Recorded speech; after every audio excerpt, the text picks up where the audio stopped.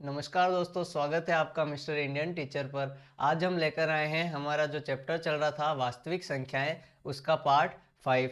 तो इसमें हम पढ़ेंगे, एक प्रमेय पढ़ेंगे दोस्तों, और इसके बाद कुछ सवाल देखेंगे जो प्रश्नावली 1.3 में आएंगे। तो चलिए देखते हैं। तो दोस्तों, प्रमेय है हमारी बुक की प्रमेय 1.3। यह प्रमेय क्या कहती है कि यदि p एक अभाज्य संख्या है जो a स्क्वायर को विभाजित करती है, तो p ए को भी विभाजित करेगी। तो दोस्तों, ये हमारी प्रमेय है। तो चलिए इसका एक एग्जाम्पल लेके चेक कर लेते हैं कि क्या यह प्रमेय सही है या नहीं। तो मान लीजिए कि 4 है हमारा ए और p है हमारा 2। तो दोस्तों, p एक अभाज्य संख्या है और यह ए स्क्वायर को विभाजित करती है। तो ए स्क्वायर हमारा हो गया 4 का स्क्वायर 16। तो दोस्तों, p 16 को विभाजित कर रही है, तो p a को भी विभाजित कर रही है। p 16 को विभाजित करेगी दोस्तों। और इसी प्रकार ऐसे भी देख सकते हैं कि मान लीजिए a स्क्वायर हमारा है 4 और इसको विभाजित कर रही है p है हमारा 2। तो a स्क्वायर को p विभाजित कर सकता है, तो a हमारा क्या होगा, अंडर रूट करेंगे तो a होगा हमारा 2। तो 2 को भी p विभाजित करेगा तो 1 आएगा। तो दोस्तों, इस प्रकार ये हमारी प्रमेय हमें ये बताती है कि कोई संख्या अभाज्य संख्या ए स्क्वायर को विभाजित करती है तो वह ए को भी विभाजित करेगी। तो दोस्तों, चलिए देखते हैं कुछ उदाहरण जो हमें प्रश्नावली 1.3 के सवाल करने में मदद करेंगे। तो दोस्तों, उदाहरण है कि सिद्ध कीजिए कि √2 एक अपरिमेय संख्या है। तो दोस्तों, इसे सिद्ध करने के लिए हम क्या करेंगे कि √2 को सबसे पहले एक परिमेय संख्या मानेंगे। तो हम लिखेंगे माना कि √2 एक परिमेय संख्या है। √2 को अब परिमेय संख्या माना हमने, तो √2 को हम क्या लिखेंगे, is equal to P by Q, और जहाँ Q is not equal to 0। तो दोस्तों, इसके अलावा हम एक चीज़ और मानेंगे कि यहाँ पर p और q सह अभाज्य हैं।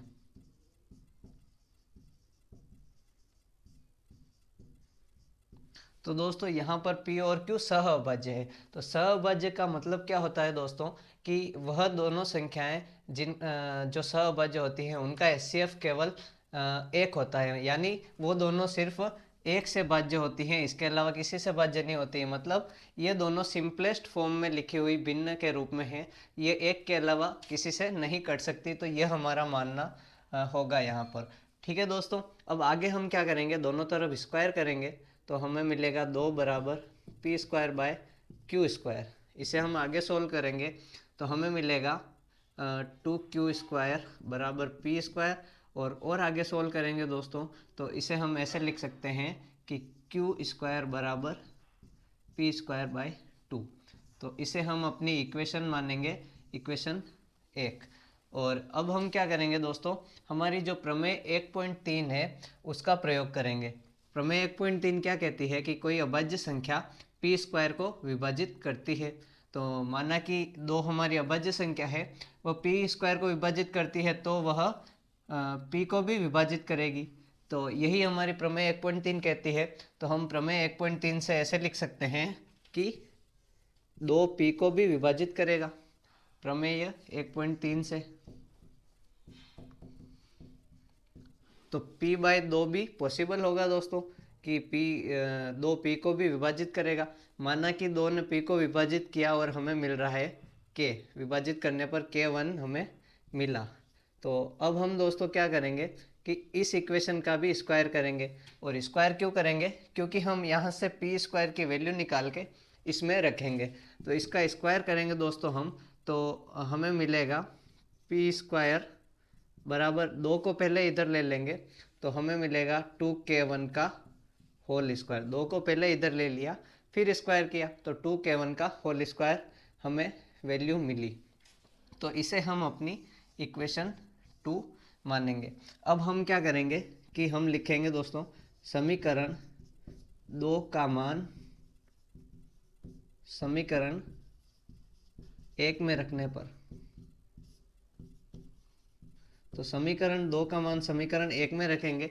यहाँ से पी स्क्वायर है, इसका मान 2k1 का होल स्क्वायर है, तो यहाँ के पी स्क्वायर की जगह 2k1 का होल स्क्वायर रख देंगे, तो हमें मिलेगा क्यू स्क्वायर बराबर 2k1 का होल स्क्वायर बाय 2।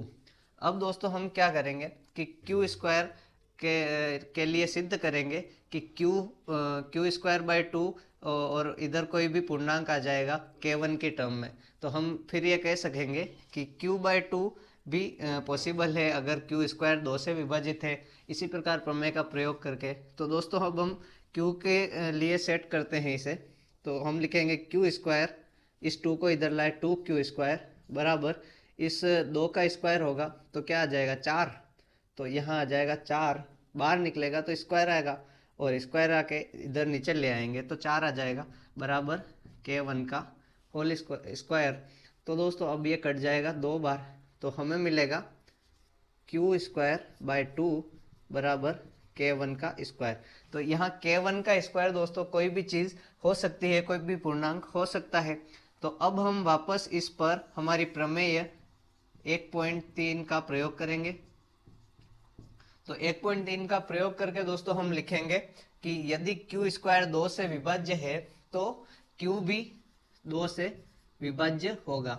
दोस्तों आपको बात समझ आ रही है ना कि क्यू स्क्वायर 2 से विभाज्य है तो क्यू भी 2 से विभाज्य होगा, और यहाँ से हमने लेके ये इक्वेशन बना के इसमें वैल्यू रखी और क्यू के लिए ये बात निकाली, तो हम क्यू 2 से विभाज्य होगा और माना कि हमें मिलता है विभाजित करने पर k2। तो दोस्तों ये हमारी होगी इक्वेशन 3। तो दोस्तों इक्वेशन 3 हमारी ये हो गई, और हमारी इक्वेशन 4 दोस्तों हमें मानने की चलिए जरूरत नहीं है। तो अब हम ये कह सकते हैं दोस्तों कि हमने माना था P और Q सहअभाज्य है। दोस्तों आपको ये चीज भी लिखनी है कि हमने माना था कि P और Q सहअभाज्य है और P और Q का एक के अलावा और कोई भी भाजक नहीं है, मतलब P और Q में एक के अलावा और किसी संख्या का भाग नहीं जाता दोस्तों। तो यहाँ पर हमें साफ साफ दिख रहा है कि Q में भी 2 का भाग जा रहा है और P में भी 2 का भाग जा रहा है, जैसा कि हमने सिद्ध किया है कि P में भी 2 का भाग जा रहा है, Q में भी 2 का भाग जा रहा है। मतलब हमारा मानना कि P व Q सहअभाज्य संख्याएं हैं, तो हमारा मानना गलत है। तो हम लिखेंगे P और Q सहअभाज्य संख्याएं नहीं है, जैसा कि P व Q का एक गुणनखंड 2 भी है।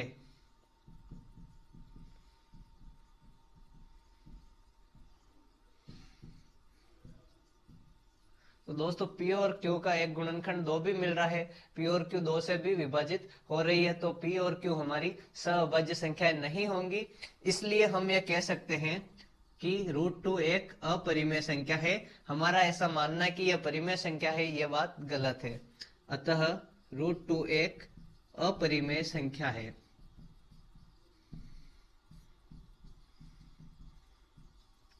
तो दोस्तों आशा है आपको ये बात समझ आई होगी। तो चलिए दोस्तों आज के लिए इतना ही। अगले लेक्चर में हम देखेंगे प्रश्नावली 1.3 जो बहुत छोटी सी है, उसमें इसी प्रकार के आपको सवाल देखने को मिलेंगे। तो आज के लिए इतना ही दोस्तों, धन्यवाद।